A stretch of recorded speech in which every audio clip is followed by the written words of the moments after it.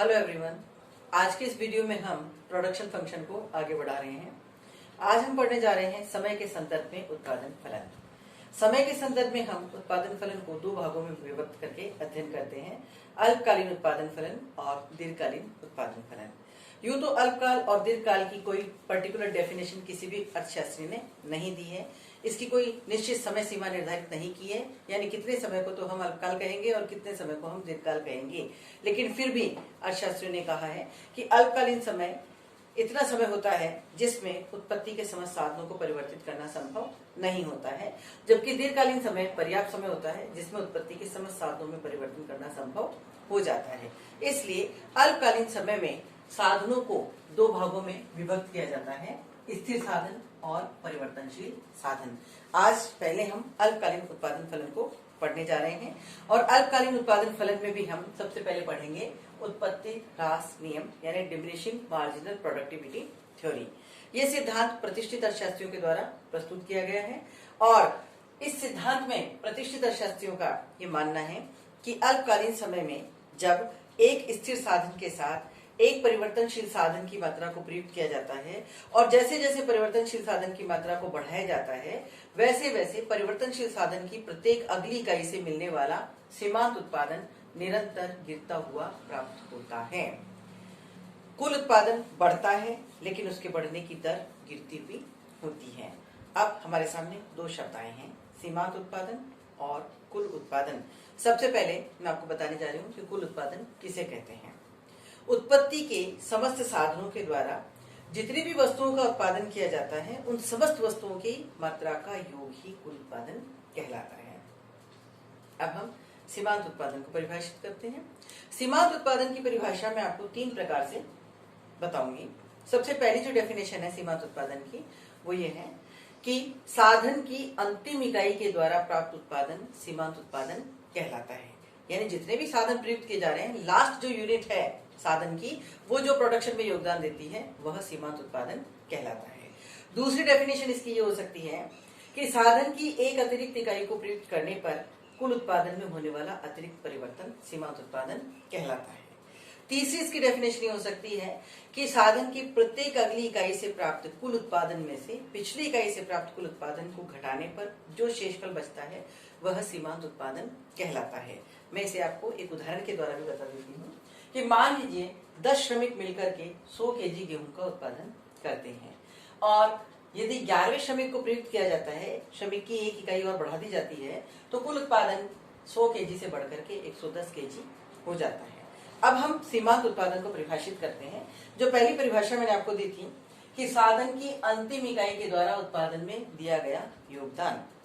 अब अंतिम इकाई कितना उत्पादन प्रस्तुत कर रही है वो आप देख के पता लगा सकते हैं कि जब 10 श्रमिक 100 केजी का उत्पादन करते हैं और 11वां श्रमिक जब जुड़ जाता है तो उत्पादन 100 से 110 केजी हो जाता है। इसका मतलब कि साधन की अंतिम इकाई का उत्पादन में योगदान है 10 केजी। तो ये 10 केजी जो है यह सीमांत उत्पादन कहलाएगा। दूसरी डेफिनेशन मैंने आपको बताई कि साधन की एक अतिरिक्त इकाई को प्रयुक्त करने पर कुल उत्पादन में होने वाला अतिरिक्त परिवर्तन।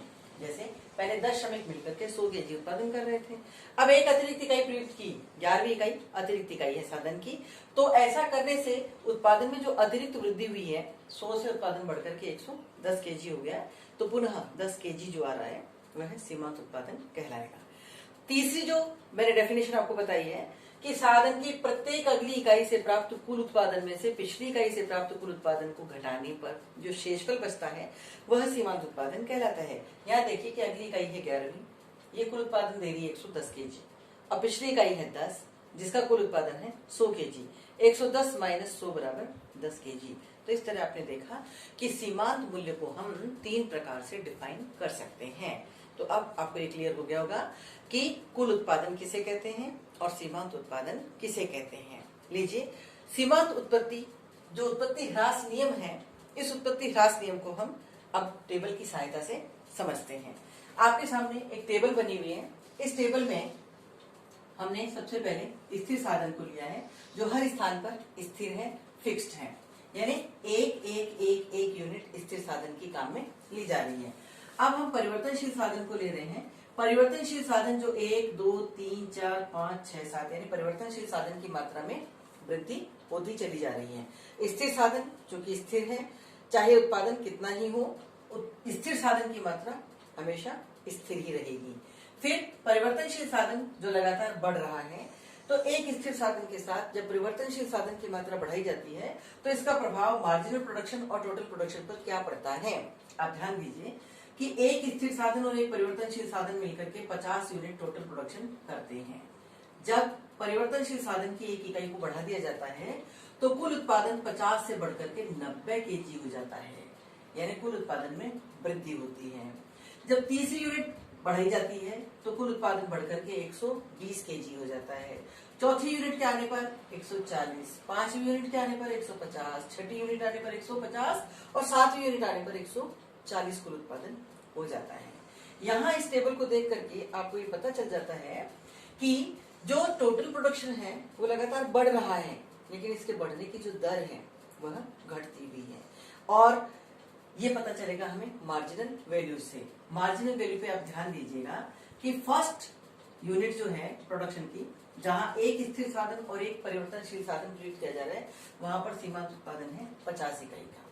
इसके पश्चात जब दूसरी इकाई प्रयुक्त की जाती है, कुल उत्पादन बढ़ के 50 से 90 हो जाता है। जैसे मैंने आपको थर्ड डेफिनेशन में बताया था कि सीमांत उत्पादन ज्ञात करने के लिए हम अगली इकाई के कुल उत्पादन में से पिछली इकाई के कुल उत्पादन को घटा देते हैं, तो 90 में से 50 घटाने पर 40 आ जाता है, तो ये 40 सीमांत उत्पादन है। इसी प्रकार 120 में से 90 को माइनस किया तो यहाँ 30 आ गया। 140 में से 120 को माइनस किया तो यहाँ 20 आ गया। 150 में से 140 माइनस किया यहाँ 10 आ गया। 150 में से 150 को माइनस किया यहाँ 0, और फिर 140 माइनस 150 तो ये आ गया -10।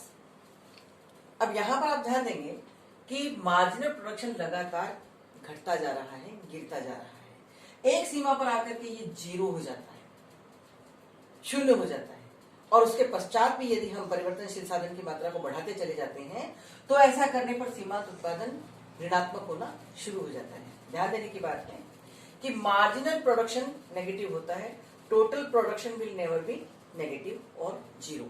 कुल उत्पादन कभी भी ना तो 0 हो सकता है और ना ही ऋणात्मक हो सकता है। यहाँ हम बात कर रहे हैं सीमांत उत्पादन की। ये तालिका थी। अब इस तालिका के पश्चात हम इस रेखा चित्र की सहायता से इस सिद्धांत को समझने की कोशिश करते हैं। यहाँ आपके सामने 2 रेखा चित्र बने हुए हैं। नीचे वाला जो रेखा चित्र है उसमें हमने मार्जिनल प्रोडक्शन को लिया है और ऊपर वाले रेखा चित्र में हमने टोटल प्रोडक्शन को लिया है। ये जो मार्जिनल प्रोडक्शन कर्व है, ये देखिए ऊपर से नीचे की ओर गिर रहा है। ना केवल ऊपर से नीचे की ओर गिर रहा है, बल्कि 3 सिचुएशंस ये आपको बता रहा है। कौन सी? कि ये यहां से गिर रहा है, यहां से गिरते गिरते गिरते गिरते यहां तक आया, यहां से लेकर के यहां तक घट रहा है परंतु धनात्मक है। क्या घट रहा है? सीमांत उत्पादन घट रहा है परंतु धनात्मक है। देखिए 50, 40, 30, 20, 10, 0, यहाँ तक धनात्मक है। इसके पश्चात यहाँ आकर के सीमांत उत्पादन 0 हो जाता है और इसके पश्चात सीमांत उत्पादन ऋणात्मक होना शुरू हो जाता है। इस सीमांत उत्पादन की सहायता से ही हम कुल उत्पादन को ज्ञात करते हैं। इस रेखा चित्र की सहायता से हम इस रेखा चित्र का निर्माण करते हैं। ये जो रेखा चित्र है ये नीचे से ऊपर की ओर बढ़ता हुआ है। यहाँ पर टोटल प्रोडक्शन में वृद्धि हो रही है, लेकिन इसके बढ़ने की दर घटती हुई है। मार्जिनल वैल्यूज जो है, सीमांत मूल्य, इसे हम रेट ऑफ चेंज के नाम से भी जान सकते हैं। ये परिवर्तन की दर है, यानी कुल उत्पादन में किस दर से परिवर्तन हो रहा है उसे सीमांत मूल्य प्रदर्शित करते हैं। तो अब यहाँ देखिएगा आप कि सीमांत उत्पादन यहाँ से यहाँ तक धनात्मक है, गिर रहा है परंतु धनात्मक है, यहाँ आकर 0 हो जाता है और उसके पश्चात ऋणात्मक होना शुरू हो जाता है। कुल उत्पादन यहाँ से यहाँ तक बढ़ रहा है। क्यों? क्योंकि सीमांत उत्पादन घट रहा है परंतु धनात्मक है, इसलिए कुल उत्पादन बढ़ रहा है परंतु इसके बढ़ने की दर घटती हुई है। जिस स्थान पर मार्जिनल वैल्यू 0 हो जाती है, मार्जिनल प्रोडक्शन जहां 0 हो जाता है, ठीक उस स्थान पर टोटल प्रोडक्शन मैक्सिमम हो जाता है। ये देखिएगा कि कुल उत्पादन जो है ये यहाँ पर अधिकतम हो जाता है। यहाँ 0 है मार्जिनल प्रोडक्शन और यहाँ टोटल प्रोडक्शन मैक्सिमम 150 यूनिट का हो रहा है। फिर इसके पश्चात जब मार्जिनल नेगेटिव होना शुरू हो जाता है तो टोटल प्रोडक्शन कर्व जो है वो नीचे की ओर झुकना शुरू हो जाता है, यानी कुल उत्पादन में कमी होना शुरू हो जाती है, कुल उत्पादन घटना शुरू हो जाता है। लेकिन फिर भी एक चीज हमेशा याद रखनी है, वो क्या है कि total production will never be zero और नेगेटिव, कुल उत्पादन कभी भी शून्य और ऋणात्मक नहीं होगा।